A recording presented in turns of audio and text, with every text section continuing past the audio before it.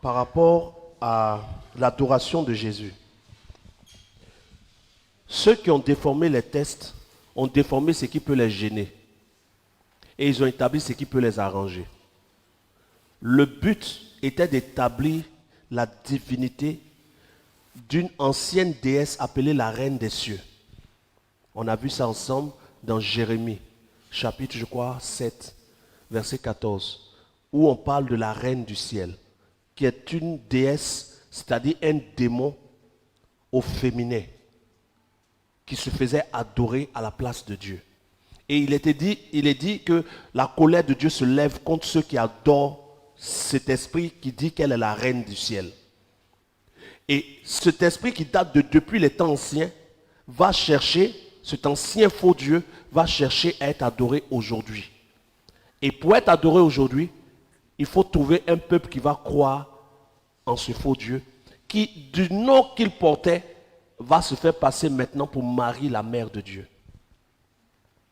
Et quand les peuples vont commencer à adorer Marie, la mère de Dieu, le nom véritable de ce faux Dieu va apparaître. Au commencement, quand les gens adoraient Marie, ils l'adoraient seulement comme mère de Dieu. Au fur et à mesure que le temps s'est écoulé, Marie Rose Mystica, Marie ceci, jusqu'à ce que le nom maintenant sorte, la Reine des Cieux, qui est le vrai nom du départ. Et pour que la Reine des Cieux soit adorée, il faut pouvoir lui donner la divinité. Comment on lui donne la divinité? En établissant que le Fils est égal au Père. Si une femme met au monde Dieu, n'est-elle pas une déesse? Si elle a mis au monde Dieu le Créateur, voici comment on veut faire adorer le monde un faux Jésus pour avoir le droit d'adorer une Marie qui n'est pas la vraie de la Bible. Parce que la vraie Marie, dans le livre des Actes des Apôtres chapitre 1, est dans la chambre haute en train de demander le Saint-Esprit. On peut vérifier. Oui. Actes chapitre 1. On ne la prie pas. Elle-même est prie. Mais on vérifie, c'est là. Si c'est faux, c'est faux. C'est ça qui fait qu'ils ont problème avec moi et mon Dieu. C'est que quand je dis, je monte. Actes chapitre 1. Vérifions. Verset 13. Quand il fut arrivé, il montait dans la chambre haute où il se tenait d'ordinaire. C'était qui? C'était Pierre, Jean, Jacques, André, Philippe, Thomas, Barthélemy, Matthieu, Jacques, fils d'Alphée, Simon le Zélote, Jude, fils de Jacques. Tous d'un commun accord persévéraient dans la prière. Avec qui? Avec les femmes. Et Marie, mère de Jésus, était avec les frères de Jésus. Et avec les frères de Jésus. Donc les frères de Jésus, c'est-à-dire les enfants que Marie a eus. Donc Marie, la vraie Marie n'est plus vierge. Donc quelle est la vierge qu'on prie aujourd'hui? Est-ce que quelqu'un que son mari reste vierge? Parce que tous les mots qui sont passés dans ma tête, il y a les mots français, les mots nouchi. Donc je ne savais pas qu'est-ce que j'ai choisi. Et le mot qui a failli être validé allait choquer. Donc est-ce qu'elle reste vierge? Maintenant, les gens vous diront, non, quand on dit Marie, quand on dit les frères de Jésus, on veut dire cousin. Parce que dans la Bible, le mot frère pouvait signifier cousin ou parent. Donc on dit, et les frères de Jésus, ça aurait pu être les cousins. On peut attester ça comme ça. Mais malgré cela, lire Luc pour voir qu'elle a eu des rapports. Vérifions. Je suis en train d'établir, j'ai déjà établi le vrai Jésus, je suis en train d'établir la vraie Marie.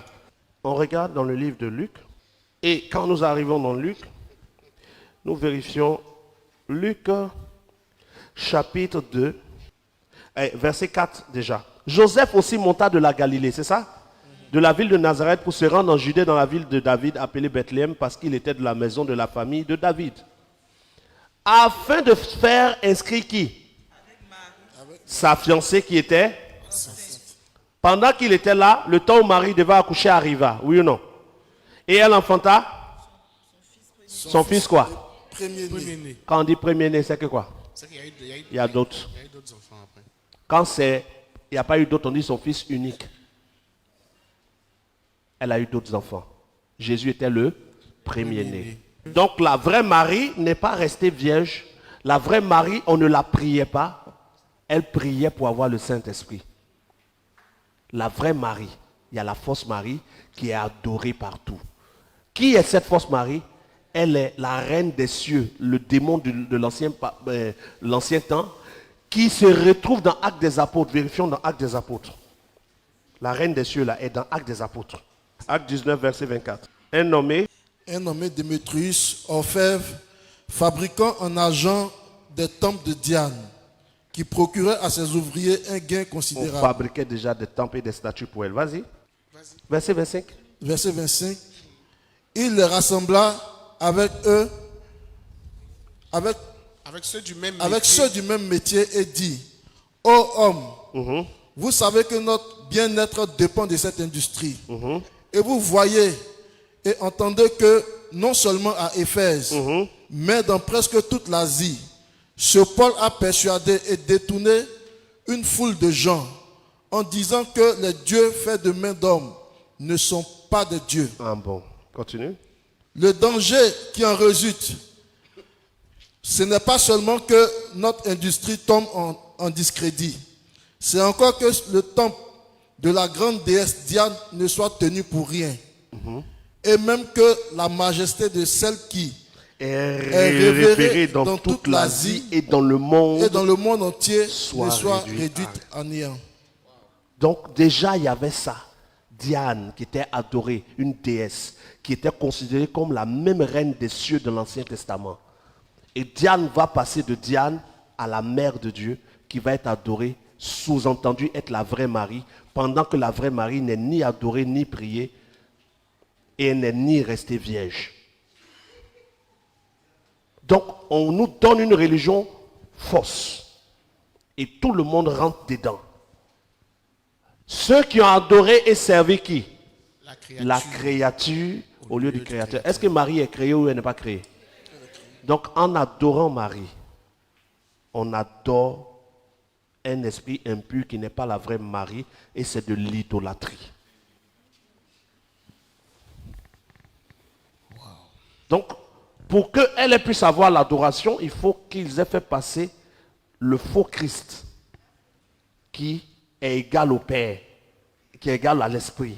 Mais de vous à moi, Éphésiens chapitre 4 dit, il y a un seul Esprit de Dieu, oui ou non? Oui. Mais s'il y a un seul Esprit de Dieu, le Père qui est sur le trône, il est chair ou il est esprit? l'esprit. Jean chapitre 4, Dieu est esprit. Le Saint-Esprit, il est esprit ou bien il est chair? L'esprit. Et Jésus, quand il meurt, il est esprit ou il est chair? On a combien d'esprits? Arrêtez. Il y a un seul esprit.